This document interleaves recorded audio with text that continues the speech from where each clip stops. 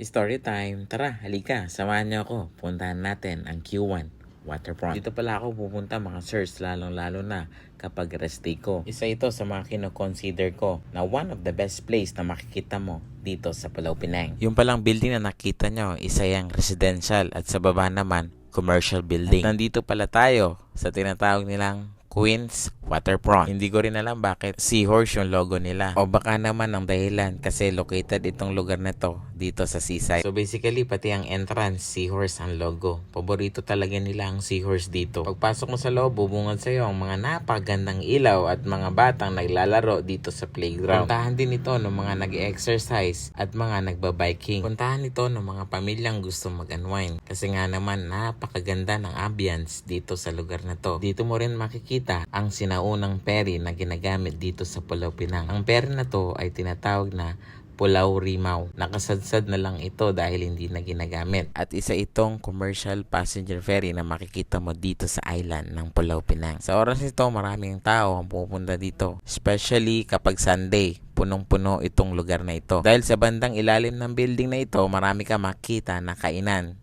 So maraming mga pamilya ang kumakain dito at nag-unwind. O diba, panalong panalo?